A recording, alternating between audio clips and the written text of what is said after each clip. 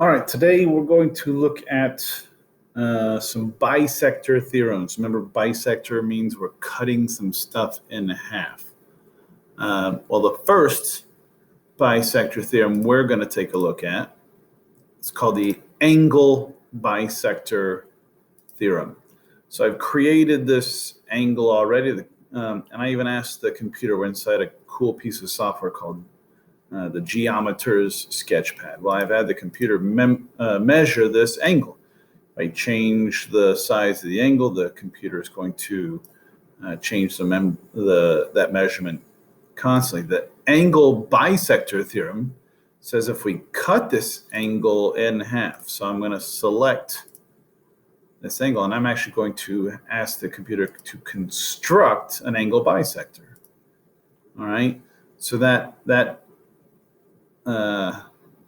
line there, let's go ahead and change color, make it, that line there is an angle bisector. If I change the angle, I make it bigger, the angle bisector changes. Now, what the angle bisector theorem says is that I randomly put a point anywhere I want on this angle bisector. Let's say I'm going to put that point right here, okay? What the angle bisector theorem says is that the distance from this point to one of the original rays, perpendicularly, now this has to be a perpendicular measurement right here.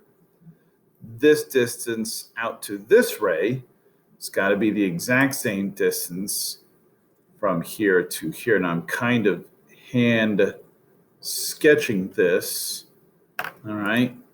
But these two measurements have to be the same. Let's see how close I got. I can even have the computer. Let's measure the distance of that segment. I got 3.75. Let's see the distance from N out to O. See, there you go. All right.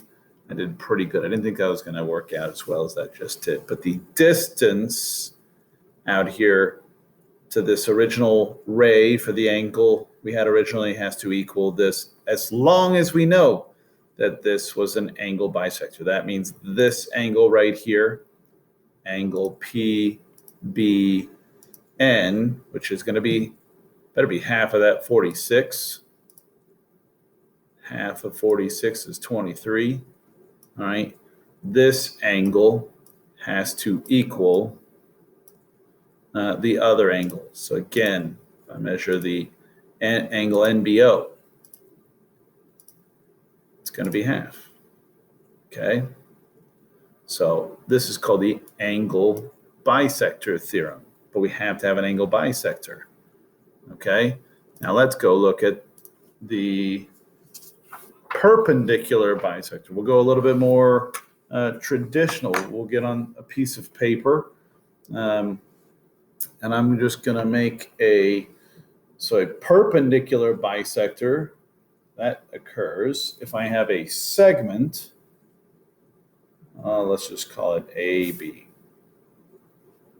If I can construct the perpendicular bisector, now this little tool here, it's called a compass.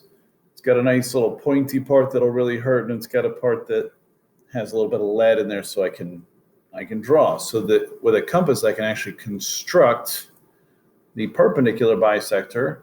All right. If I just make these compasses could make a full circle. If I make less than a full circle, that's called an arc.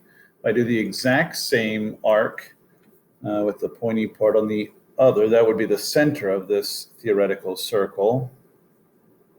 So everybody see we created an intersection down here below the segment and an intersection up there above the segment. If I connect these two, I have officially constructed a perpendicular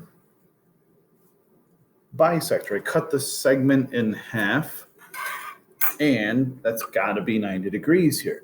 Now, the same kind of game can be played here. If I choose a point randomly, anywhere on the line, let's say I even go below.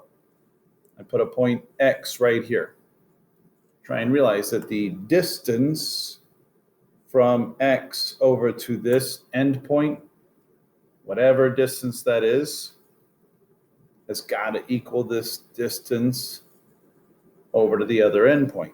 These two measurements will also be the same. And I can do that anywhere. If I put the point here, if I put a point Y up here, the measurement from A to Y has to equal the measurement from B to Y.